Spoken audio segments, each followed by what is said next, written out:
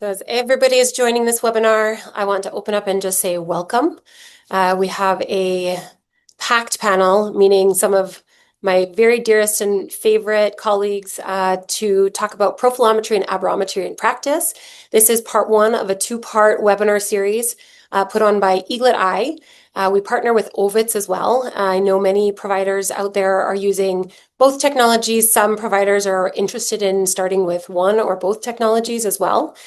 Kind of a cool thing that I learned today, out of all of the registrations, which is a huge group, there are actually 39 countries represented that have signed up for this webinar, which is really cool for us.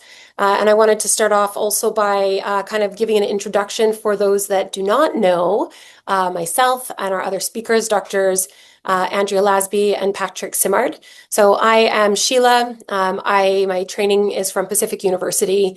Currently, I practice in Calgary, Alberta, with Dr. Lasby, who I'll showcase her in just a moment. You have a fully Canadian panel tonight, which we're really proud about. Joining us from Montreal, Dr. Patrick Simard. Andrea and I are both always honored to lecture with this man. He is an absolute boss when it comes to credentials. I have to say, there's not near enough room on a screen to list everything that he's done.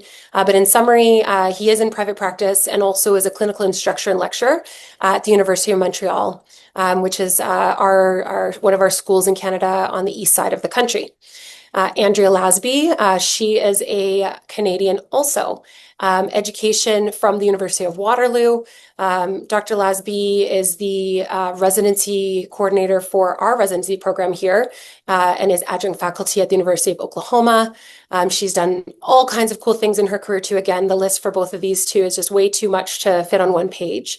But we're really proud about our residency and other things that she's done over the years includes many board positions, presidential positions for our regional associations, and overall it's just been a pleasure to work with both of these fine doctors to create this program.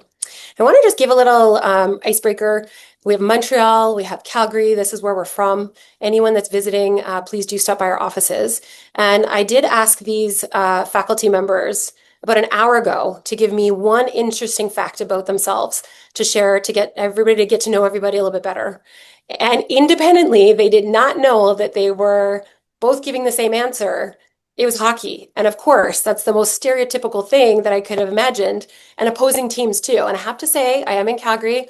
Which one in this picture, Flames or Canadians, has the Stanley Cup? I mean, I have to say, go Calgary. But anyways, welcome to everybody. We're going to jump right in. We've got a program that's loaded with a little bit of information on the technology. We're going to go through a panel style discussion at the start to just share some clinical perspectives about how we all use the technology. And we've all seen the tech really grow over the years. When it comes to ocular surface profilometry and imaging, it really has grown over the last decade to include many lens designs, many labs. And we want to share just a little bit about how we use the tech in our offices. Now, for those that haven't used the ESP before, in this lecture, as you know, we're here to talk and teach a little bit about this technology in profilometry. Essentially, it is a reflection-based system that shines light off of the anterior eye, creating a very highly packed with data scan that shows us the entire ocular surface beyond the cornea.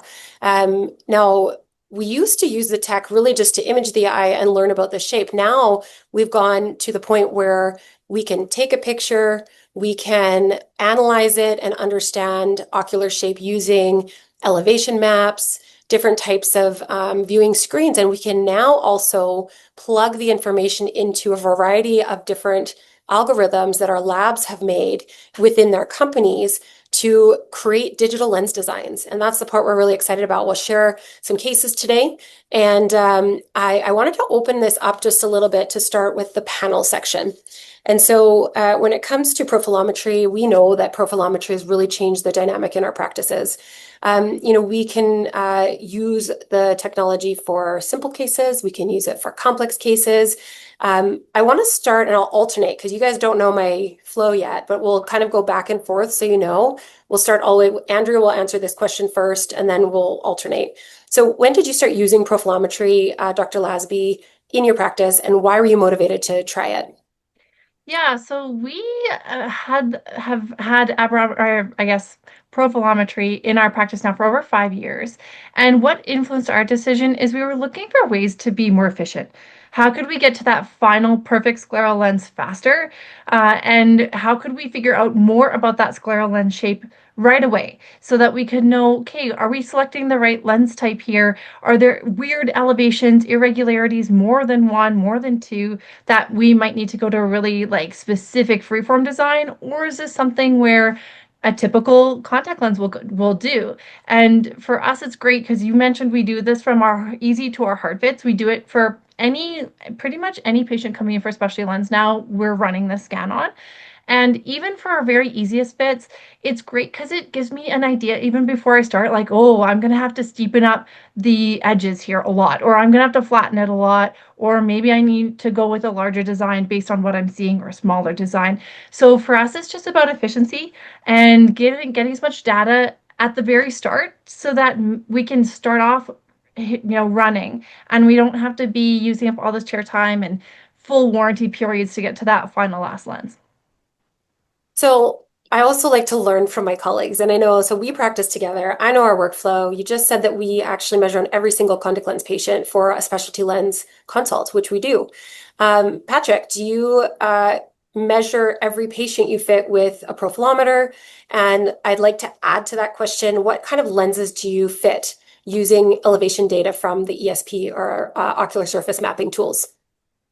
Um, Profilometry is like you guys, a basic test now. So every patient that comes for a fit, I do profilometry. I also do profilometry on older patient that I do ortho K for myopia control. So I really like to have the extra coverage around the limbus to get a feel of the toricity that's a bit beyond the 8 millimeter chords.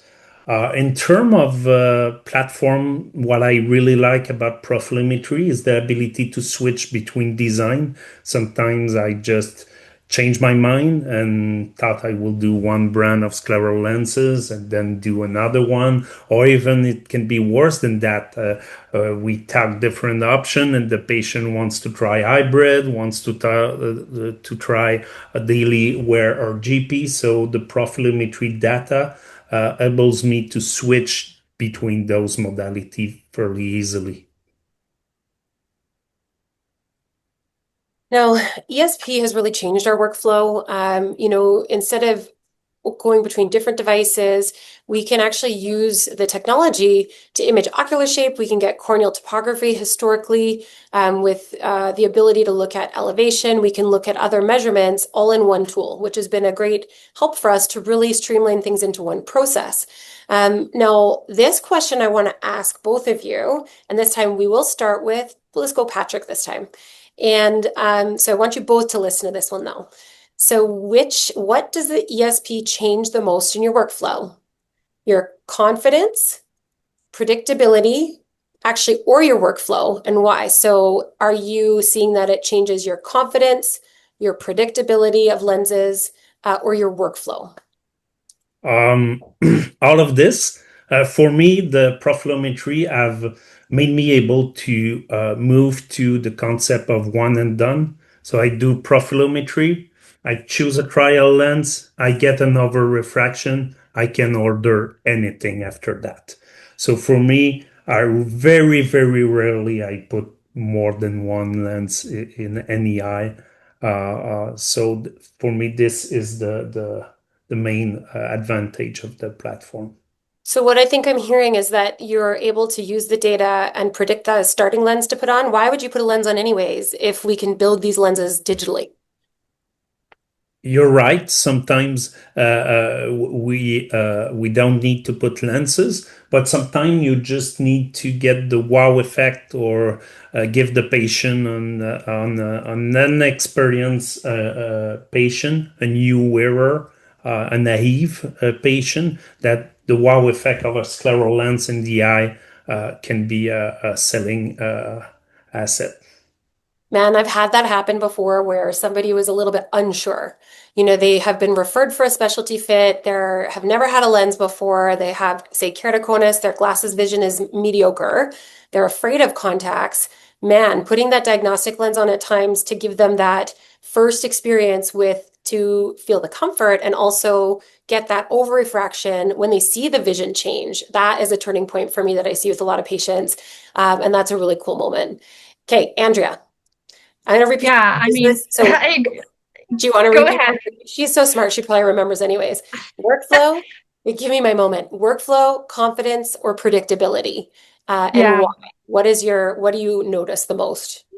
Sure. So, I mean, I agree with Patrick. I think definitely workflow is great, but I'm going to say predictability on this one. And that's just because sometimes I'll look at a patient and the lens that they're wearing, I'm like, you know what? This lens would be really great with a dual sag, like a bi-elevation type lens.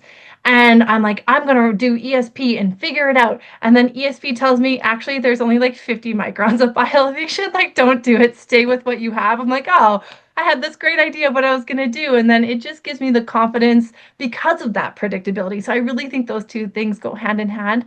And I will say, I mean, our practice is big on fitting all types of contact lenses.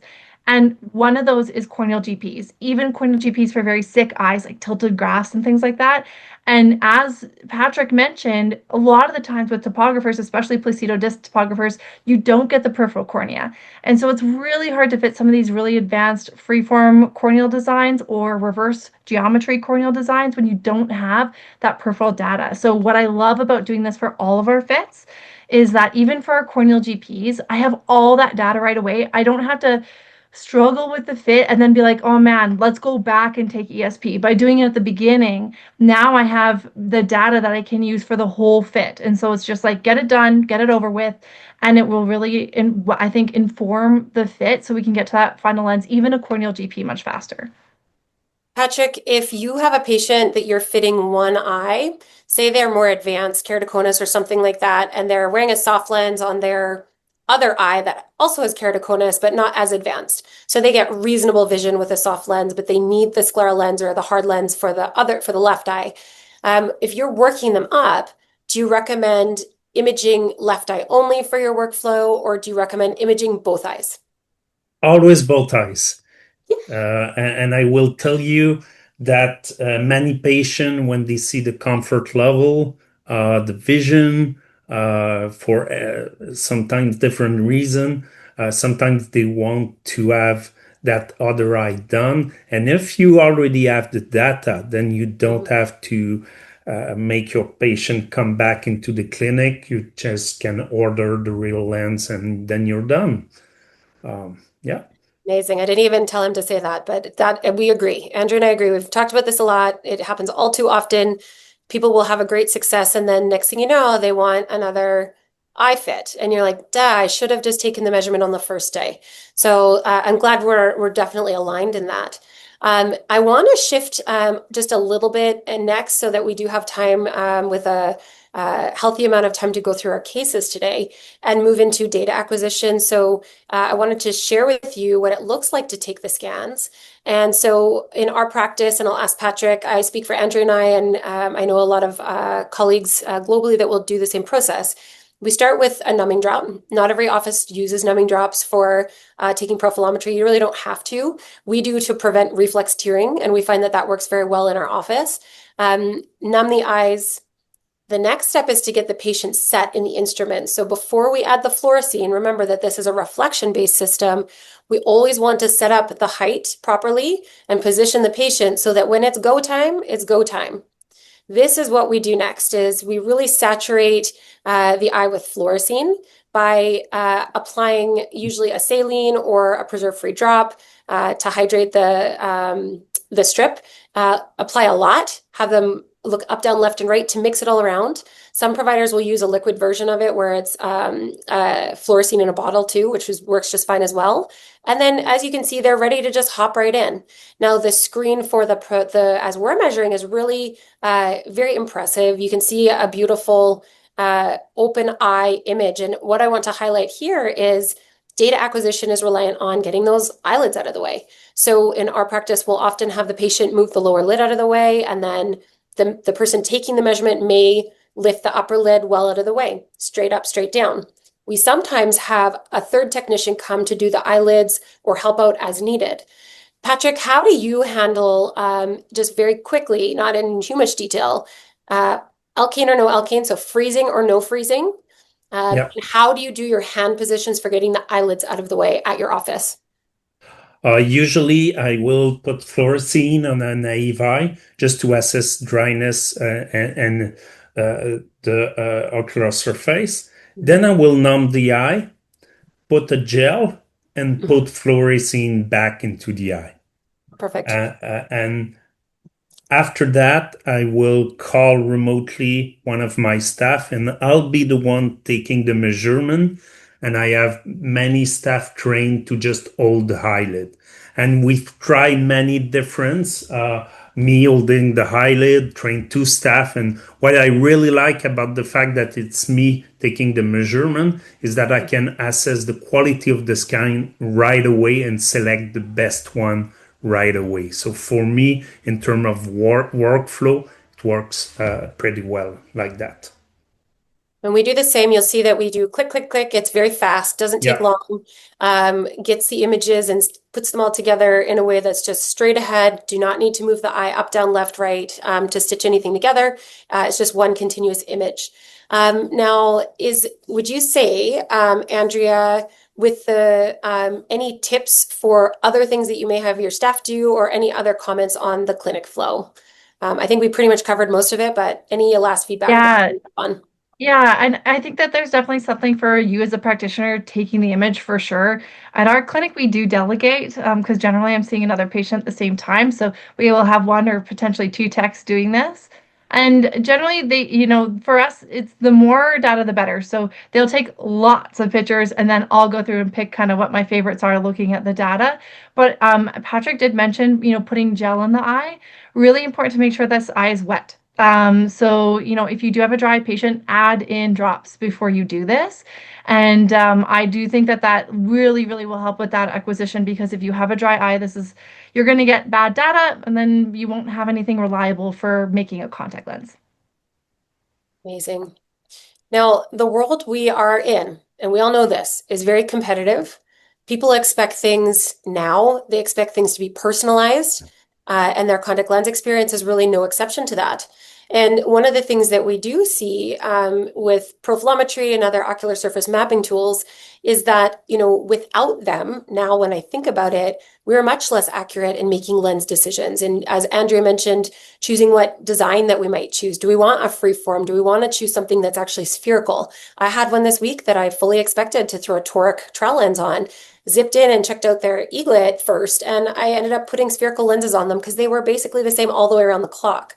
So, with the data, we can actually do a better job to create more tailored, better outcomes for patients. And so when it comes to personalizations, I just want to ask you both, do you feel that personalizing lenses is becoming the expectation rather than the exception? Meaning more eyes are fit with something that's more highly customized than they were before? Or is this a very nichey thing that we're only needing to customize for the really difficult cases? So let's go with Patrick.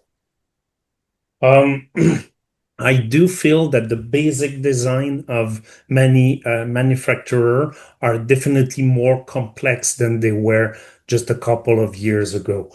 So if we take that point of view, we can say that we go very more personalized and more customized than before. And the truth is, having the ability to see localized elevation like pinguicula, see out of the norm toricity in the landing zone. You can pinpoint a better design for your patient. So yeah, definitely with those kind of tool, I feel that I'm going and playing a bit more with the diameter of the lens than before. I had those tools.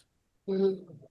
Andrea, one thing I am thinking of is that I don't think we've mentioned yet what labs do we work with. That's one thing I think that's important for those thinking about using the technology. Does it really fit into your workflow? Does it work with the lenses that you're already using? So, is the tech, if you could explain, can we use multiple labs with the technology? Or do we have to choose one lens design that fits with, the profilometer? That is the great thing about this instrument is that you do not. It's not one instrument, one type of contact lens. So at our practice, we do a lot with Bausch& Lomb Specialty Lens Division, with Boston Sight, with Wave, with iPrint Pro, for example. So we do with a ton of labs, which is awesome. And I do think that can be a differentiator. Yes, you can fit all of the lenses right now without a profilometer, absolutely. But we're a referral center, so we get a lot of referrals from other optometrists who they've tried to fit a contact lens but haven't come to an acceptable solution for the patient. And what I found is I can actually fit them in the same manufacturer. So let's say they were already in a B&L lens, for example. I could put them back in that lens, but I could fit it better because I have better data. So Amazing. that's been a differentiator for us. I love that.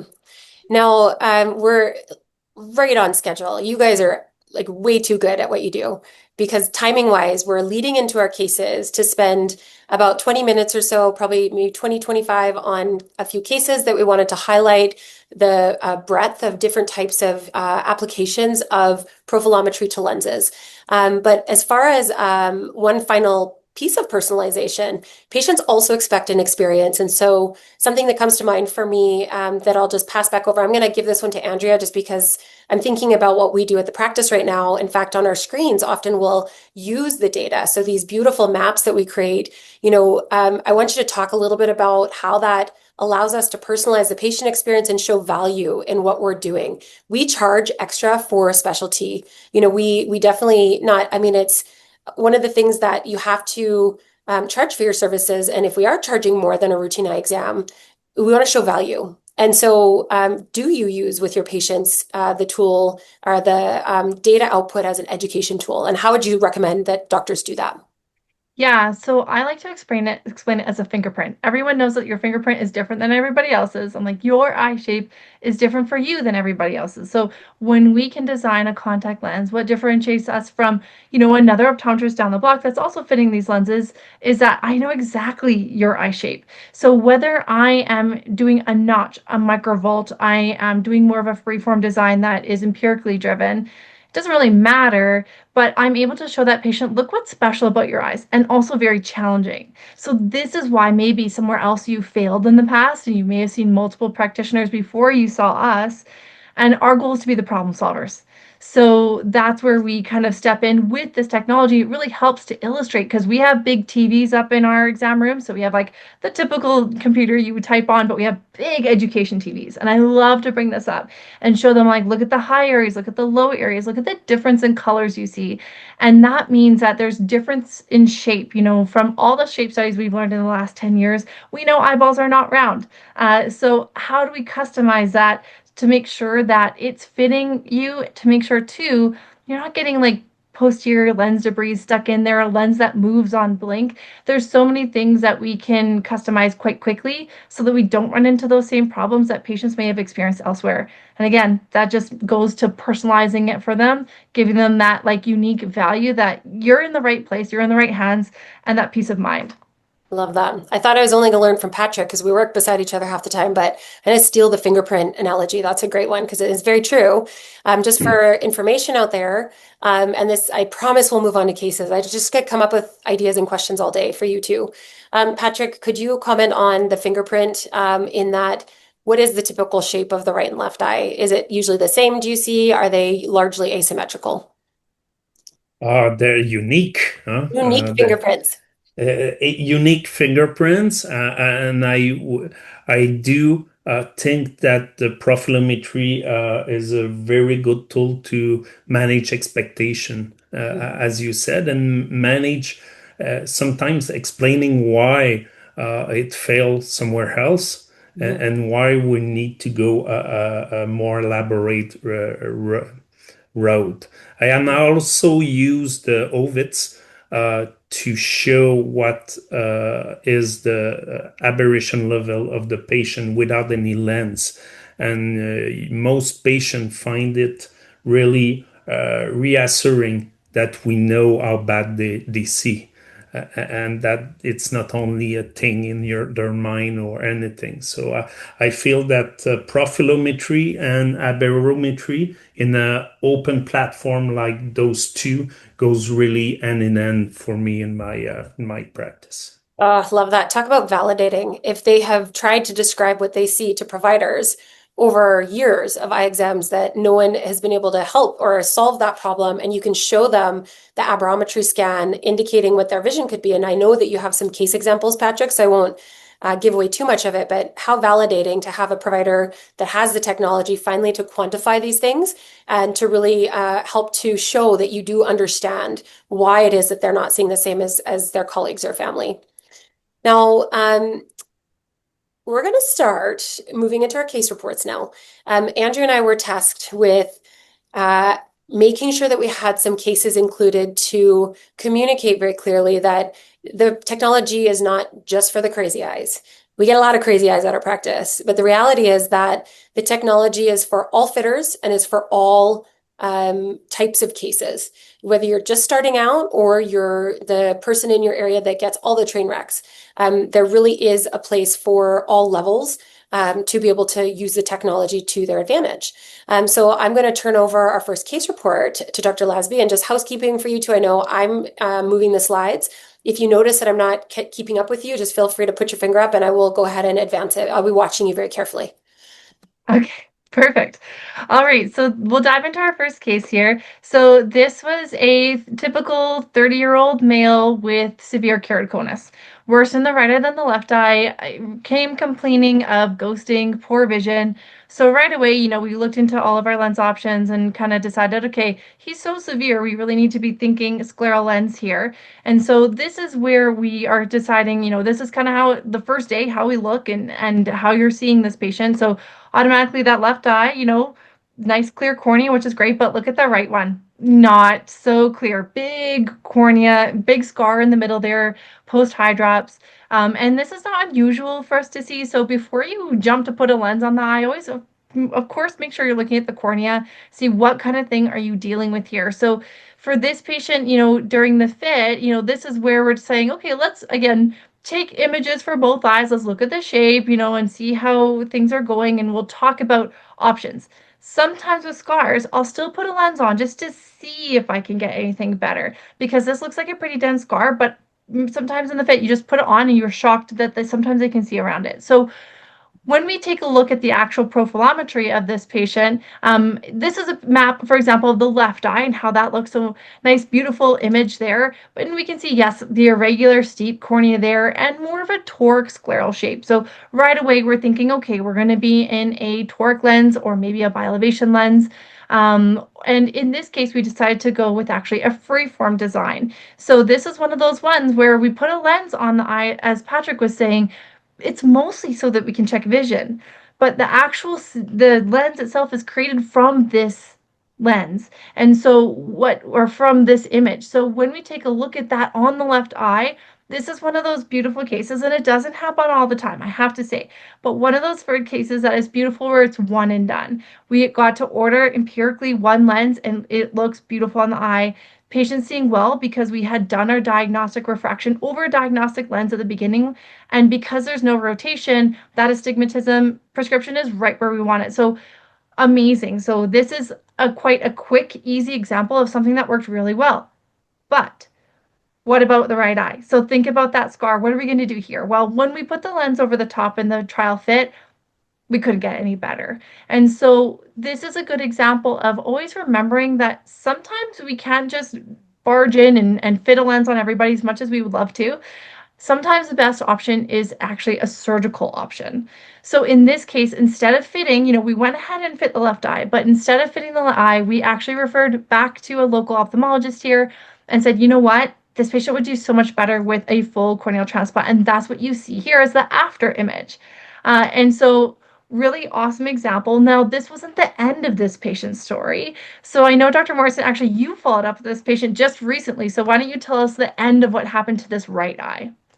So we have to reimage, of course, because the eye shape is totally different again. And interestingly, when it comes to patients that end up getting cross-linked and things like that, that particular procedure, often I will go ahead and use their scan again. It depends on every patient. There are studies that have shown some amount of change. Now, something as dramatic as this, where we have now a new flat tabletop, took new scans, went ahead and refit. As Andrea mentioned on the left eye, that eye is an equal candidate for perhaps a toric periphery. Freeform's a great option just so that we can get that lens in the one and done vibe, like what actually happened. Now, this eye, when we imaged it, looked most appropriate for a freeform. So we're in the middle of fitting with a freeform style that's totally digitally designed. And I'll update you guys down the road on a future webinar on how things went with some new imaging. Now, so with these cases, something that is Andrea, Patrick, and I, we see cases like this frequently. It's a fairly simple step-by-step, huge gain for the patient, big life upgrade. When it comes to the clinical side, Andrea, in summary of cases like this that go like this, what are the keys to success? If you could give providers out there even just one key for how to get that lens as quickly as we can, what would your feedback be for them? Or Yeah, one I from mean, this case? yeah, for the first, like for this case, for example, that we're building a lens and basing it off of profilometry, and really if you're going to use profilometry in your practice, the number one tip I have for you is make sure that data acquisition at the beginning is is right on, because bad data in equals bad data out. So I've chased my tail. When we first started with this, we, maybe start building lenses off of scans that were not the best and not the most reliable. And then we're scratching our heads. Why is this lens rotating? Why is it not looking great? So it's really important that you really slow down, take your time with those initial images, because that's going to save you so much time in the future if those first data acquisitions are good. So that's my first tip. And then my second one is just make sure to keep your doctor hat on, in that we can't put every contact lens on every eye. So always assess the eye first before you're ending up doing a contact lens, because maybe a scleral wouldn't be right for this patient. Maybe it was going to be a corneal lens. Make sure you're looking at the corneal health. Is there edema? What's the endothelial cell count? So keep in mind the whole eye and the whole patient and their situation, including maybe how they can handle lenses too. So keep in mind the whole patient when you're, deciding before you're kind of charging down and doing a lens fit, because sometimes you can have the most beautiful fit in the world and you've put it on a very sick eye, and now that patient can't wear that lens. So sad when that happens. That's the worst. It's like best vision for 5 minutes and then it gets cloudy. But more times than not, it's a great success. So thank you so much for that case. And that's our introduction, just to show a fairly simple case as we launch into the next level of this presentation that will highlight another scleral case. So I'll let Dr. Patrick take over. Okay, so here we have another case of scleral lenses. So this case is a patient who is 25 years old, a male, a software developer. He had an history of cross-linking with the topography-gated ablation the year before in France. And now he's wearing glasses. The vision is not that bad, 20/20-ish, both eyes. We wonder why is he complain about glare and halos. And then the first step is to assess profilometry. And the patient is seeking improvement in his vision. So what we want to do is make sure if we want to correct eye order aberration, that we have enough toricity to have a very stable lens on the eye. And this scan in both eyes show with the rules toricity of the landing zone, meaning that if we put a lens with custom made or with toric periphery, the lens will be very stable and will be a good starting point to incorporate eye order aberration correction on the external part. So yeah. And one feature that I really like about the EGLAT profilometry is the ability to quickly see the scleral shape. And there's a map where you can see if you have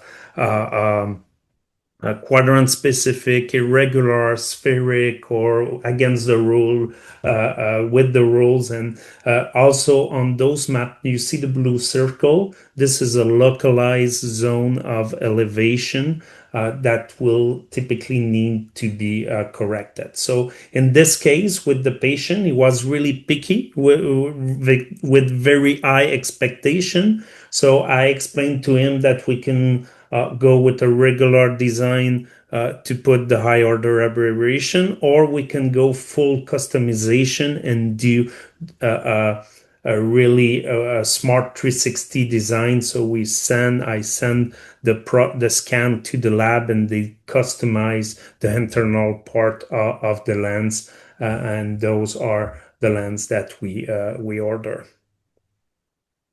And with those lenses, there were no correction of eye order aberration, and the patient complained in the right eye. He had significant coma, especially in the right eye, and it was creating double vision and kind of a ghosting in that eye. For the left eye, he was not complaining that much, but when we talked about going the high order aberration correction, he wanted to try it in both eyes. If you were looking at quantifying a number that you would consider a good candidate versus a bad candidate for trying the technology, what is that number and where is it on this screen? I take a look at two things independently. I will take a look at the eye order aberration RMS, the total value. So usually everything over 0.7 will make a huge improvement for the patient. And I'm also looking at if I have one or two main type of eye order aberration. So mainly the type we want to correct will be coma, whether usually in keratoconus it's vertical coma, and some other patient they have spherical aberration. So those are mainly the two type we want to correct and customize, like the analogy of the fingerprint. It's the same thing. Yeah. How it works. So once we have completed the fit of the lens, so the fit is perfect, patient comfortable, no complaint at all, then we order what we call the dot lens, and this is what it looks like. What I really like to do is take multiple measurement. I usually want to assess the stability of the lens. So when the patient put it on the eye, I really like to move it with my thumb and see how quickly it goes back into the proper rotation. And I don't have the ability in my practice to do a complete dark adaptation. So for me, I put tropicamine in the eye of the patient, so it prevents constriction when the patient is moving around, so we can measure eye order aberration over those lenses. Then we do the hover refraction, and then with the platform, the OVIDs, we can order the final lens to the lab. So then we get the final lens. These are the results in the right eye. So we can see here that he was not complaining for nothing with the glasses. He had 3.53 in the right eye and 3.33 micron of RMS high order aberration, which is huge. And with the combination of profilometry and OVIDs, we were able to bring that down to 0.54 and 0.5 with fairly huge pupil. That may be why he was complaining. Amazing. That's a great case. I have one question for you. What do you do for patients if you notice that they don't have a lot of toricity that's likely to stabilize the lens enough to put the correction on the front surface? Do we decline them and say no, thank you, or is there a way to stabilize? I will try to play with the diameter. So there's always a landing zone that there is a bit more touricity, or that's what profilometry has added to my practice. Play a bit more with diameter. Sometimes I want to keep my lens smaller because it's easier to fit, and some other time bigger to get them. But there is some patient that is just not a good idea. You just have too much follow-up, too much chair time. So if it's completely spheric on a very wide zone in the landing zone, it's not for them. Andrea, can I pull you in for a quick question as well? Because we have had a lot of talks about this over the past few years of optimizing our protocols, and I know we're going to move into corneal GP and ortho-K next. Can you comment on, I know stability, is there another thing, hint, about that really drives us nuts when we screw up our HOAs and we look to figure out what happened, why we're not getting a good result? What's another pearl that has come out of our experiences? So it also comes down to the same thing as profilometry, in that if you do not have good surface stabilization or like a good tear film over top of these lenses, you're chasing your tail, because there's nothing that creates more aberration than a tear film breaking up over top of these lenses. So we've honed our protocol over, the couple last years that we've had an Aberrometer. So for that reason, we used to measure Aberrometry at full settling, 4 hours. But also that's when patients are getting drier. So we actually are doing it much sooner. I do it about an hour after insertion now, just to make sure we're super stable. But yeah, we were seeing too much dryness, and it was throwing us off, and honestly, we just kept getting these awful results and we didn't know why. So now by changing and going to the hour follow-up and just really making sure there's good surface moisture on that lens, and treating the dry eye before you do the aberrometry, that's really helped us. Yeah, I do 30 minutes. So for me, it's very quick, the measurement of eye order aberration. And it's really the issue of wettability over the lens. That's a very good point. Thanks. Absolutely. And as a little teaser, the part two, as a reminder, has a shift into some more extra cases with aberrometry and some of these issues. So just a reminder that part two will go into this a little bit deeper.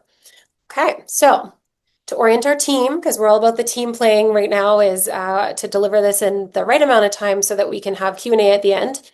We have 3 final cases. We're going to go through these last cases at about 3 to 4 minutes each. And then we will have time at the end if there are any questions that we'll be able to stay on to answer anything that does come up. So now I'm going to pass it over to you, Andrea, to pick up. We're shifting now into the world of away from scleral lenses. Yeah, so this is actually a myopia control patient. So this was a 12-year-old female referred to our Myopia Academy clinic, so our myopia control clinic at Mission.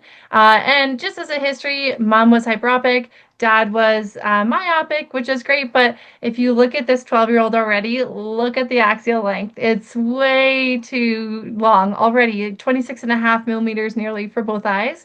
And then we look at the cycloplegic refraction. That's part of our baseline always for myopia kiddos, because they tend to accept too much minus. So we always cyclo them on baselines. And this is a prescription we were getting. So -7 with some SIL, seeing about 20/25, which is great. And so, at our clinic, we do all of the myopia control options. And I'm sure, I'll actually talk to you about this one, Sheila, because, we put these cases back and forth on each other all the time, be like, what would you do? What would you do?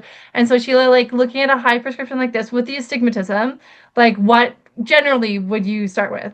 Would you say? I mean, I know that I'm not going to be reaching for ortho-K necessarily. Or if I have that, not having a good day of I don't want to touch that with a 10-foot pole. Maybe a soft lens. There's a new toric lens on the market that is approved for myopia control that can definitely accommodate that prescription. Glasses are a great option, daily disposables with low SIL on top. Those are things that we historically, based off of the knowledge that there can be a recommendation to stay within a certain parameter range for ortho-K. So, that's my thought process. But back to you, Andrea. Yeah, so that's totally. what we think would be the most successful. What did we actually do at Mission Eye Care? Yeah. Totally, 100%. So with this one, with this long axial length too, like I generally will, look at these ones and say, "Ooh, you're high risk. Let's put you on atropine too." So I'm always thinking like a combination therapy too. But yeah, we went rogue with this one because like why choose the easy path in life?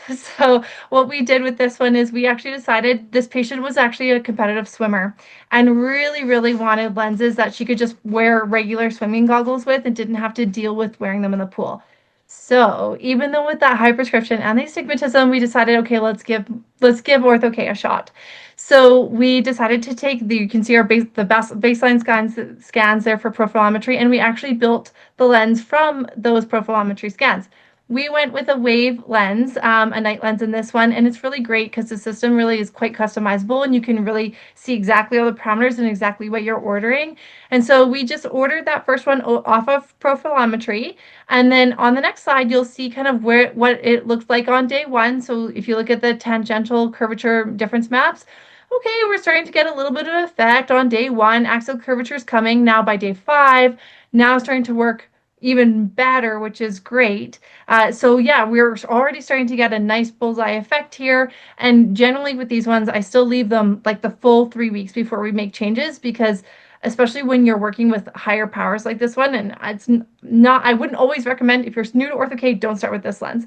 But if you have a nice patient who's spherical -4, perfect, that's great, start there. And leave them a few weeks because sometimes if you make changes too soon, you'll actually end up making the process a little harder on yourself. So wait about till that roughly 3 week mark, unless you're running into complications. And of course, maybe we want to change something sooner.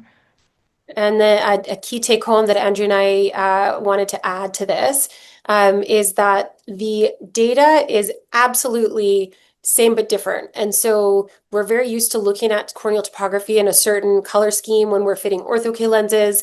And the purpose of this more simple case, as we lead into Patrick's maybe a slightly more complicated, is to highlight that it is same but different, just a different way of reading the maps. The color maps look a little different, but provides the same information utilizing profilometry as some of the more traditional topographers that we use. Andrew and I love to sneak in clinical pearls whenever we talk together. So she doesn't even know I put this in. I wanted to surprise you. This is just an example of something that happened on a follow-up with this patient. And so I want to hear from you. Is this a handling abrasion or adhesion of the lens sticking causing that staining? And as a plug, stain every ortho-K patient every time they come in. Do not neglect to do that because you'll find all kinds of treasures like this. Yeah, it really is important for safety. In this case, it honestly could be both. So oftentimes I'll look at where is that staining happening. When you see adhesion, a lot of the time it's in the treatment zone. And if you're unsure of where that staining is in relation to the Ortho-K lens, have that patient go put that Ortho-K lens back on their eye and see, is it staining in that central treatment zone or is it towards the edges or what are you seeing here? And so in this case, there might be a little bit of adhesion staining just in the middle, but because there's some more like tracking staining over towards that inside of the eye a little bit, the nasal edge, this is where I'd say, you know what, like this is maybe more of a handling concern. Now, if you're looking with adhesion and you're trying to avoid this, because adhesion, especially in our dry climate in Calgary, it is very common in these really higher powered Ortho-K designs. Just make sure that patients are always putting a drop in first thing in the morning, getting that lens moving a little bit before they take it off. So I don't want them to just take a dry lens that's adhered and pop it off right away. They're going to take some epithelial cells with them. So make sure that they get that lens moving. So a little bit more counseling is helpful for these patients. And also just, yeah, look at it with the lens on too, and that might help you a little bit on where is that sticking happening or are they doing something weird on removal. Amazing. So in So closing, yes, please close. This is the summary page. So yeah, how so did it this is what happened. Yeah, exactly. So we did need a couple lens adjustments to finalize, but at the end, we got this patient to 20/25 vision in both eyes.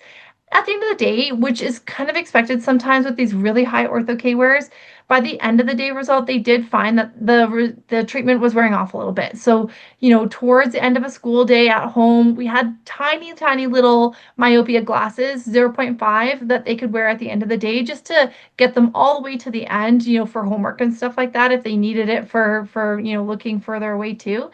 So know that that's okay. You can do that, especially for these higher powers. We did add atropine, as I mentioned. We generally like to do that, especially for these really long axial lengths, like right away, throw the kitchen sink at it because this patient's 12 and they're not done growing. So we want to make sure we're slowing it down as much as possible. And then we also gave, in this case, single vision spectacles for backup. So in case a night is missed, for example, it's really nice to always consider like these are kids at the end of the day, and sometimes they forget and, life gets busy. So it's nice to have backups in case they've forgotten their lens and all of a sudden they're blurring, they want to go to school and still perform. And then one thing to recommend or remember is with this patient, because of some of the staining patterns that we saw and things like that, they're a little higher risk than maybe your typical ortho-K patient. So generally ortho-K at our practice, we follow every 6 months, but you may in more kind of high risk situations want to increase that frequency to every 3 to 6. So in this case, with a higher ortho-K power lens, three months is for, especially for a new wearer, is okay. So, you may want to just follow them a little bit more frequently, and that's what we did. Safety first. My Yeah. favorite. That's great. We're going to shift over back to our very own Dr. Patrick to close the show with two fantastic cases. So I'll pass this over now for you to take over. Perfect. So the first one is a case of eye cylinder, 31 years old male IT worker and also PhD student. No specific allergy. He wants to do ortho-K like his friends. So at 31, axial length 2637, 2626, and the manifest prescription show a fairly high amount of with the rule astigmatism, 375 in the right eye and 325 in the left eye. So in that case, we compared three different technology to assess the toricity in the landing zone. And what we found is that because there is no missing data around the 8 mm cord with the ESP, we had significant more toricity than two other technology, which is anterior segmental CT and the classical Placido disc topographer. Here are the scan of the profilometry showing on the cornea the relatively high amount of toricity, and with the device we can select the cord we want to evaluate, and then we have a bunch of data that describe that zone that we can use to precisely design our lenses. So this was the anterior segmental CT, which had a very much lower value because of missing data. That technology only takes measurement on 8 mm quartz. Same thing here with the man mount, and sometimes because of the light being very bright, a patient are kind of squinting, so we're missing part of the vertical axis. And here, when we assess differential elevation, we have roughly around 60 micron. So we decided to, because of the amount of astigmatism and the fact that he was an adult, to go with a translimbal design, giving him the ability to refresh a bit his treatment at the end of the day if needed, to making sure that the lens doesn't decenter with those kind of eye toricity.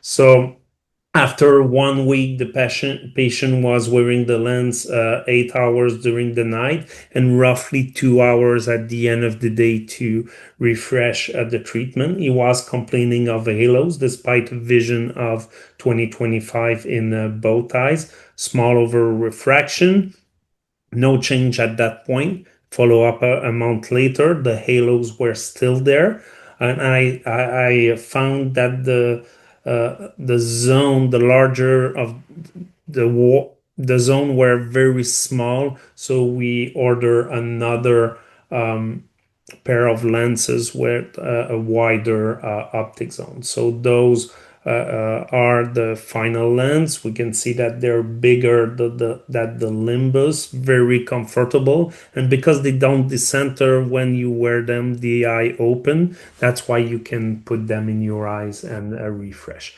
And the patient was very, very happy with his vision, and with the modification, a bit of bigger optic zone, the molding was a bit better in the central part, and there was no halos anymore.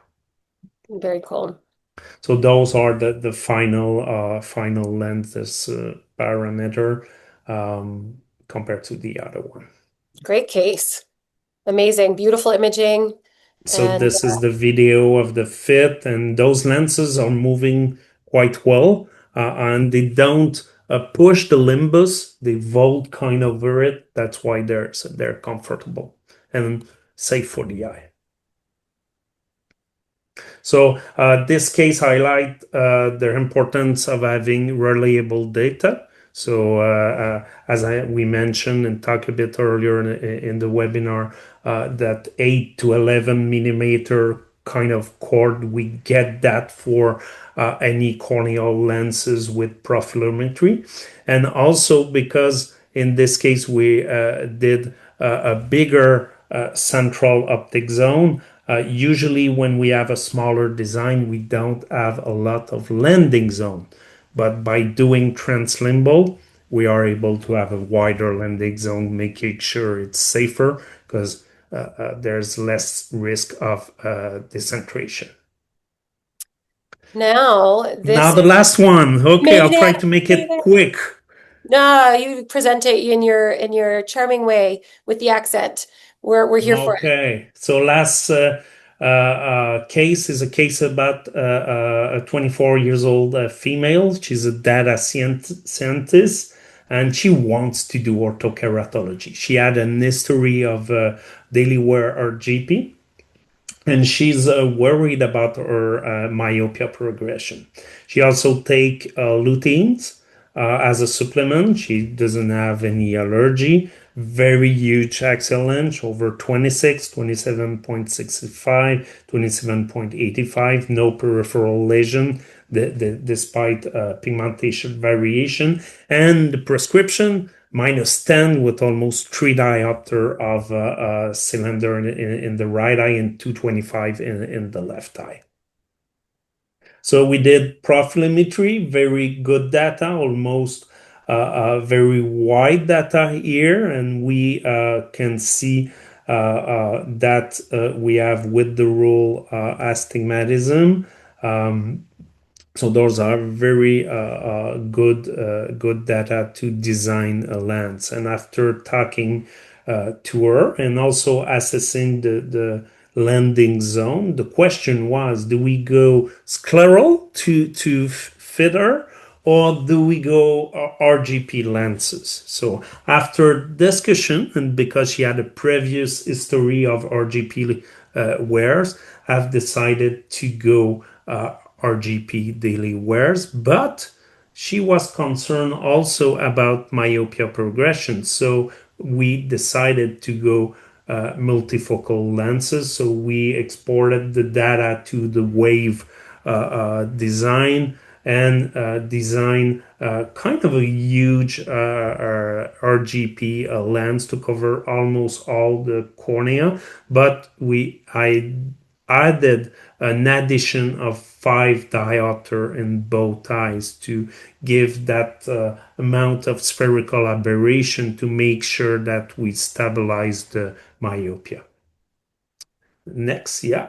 And the good thing, I was able to measure with the Hovis Aberrometry the amount, the dose of spherical aberration I was providing to our cornea. So despite having a +5 addition, she was seeing 20/20-ish both eyes, and she had more than 0.87 in the right eye in terms of HOA. A bit less in the left eye for that measurement, but I think the next measurement, the pupil was a bit bigger, and there we can see the beautiful effect we want when we want to do a proper myopia control case, we want to create spherical aberration to slow down that eye growth. I'm going to pop in just 30 seconds or less. As we have learned, we used to base some of our decisions on that optical defocus theory, which is still very valid. But for those that haven't heard this yet, we have learned a lot about aberration. And it is clear that aberration is one of the drivers of myopia control. And so this is a really cool case of utilizing tech to demonstrate and see that we are creating enough aberration in this case. Is that correct, to actually have the myopia control effect? Very, True. very cool. Yeah. Thank you. Right on time. Absolutely amazing, you guys. We have one question, and the question is an OCT scan required to augment the ESP? I think what that's asking is, do we need an OCT scan in addition to the ESP to be able to fit lenses? What do we use OCT for that's different maybe than the ESP for when we're doing scleral lens fits or other fits? Andrew, you want to do this one?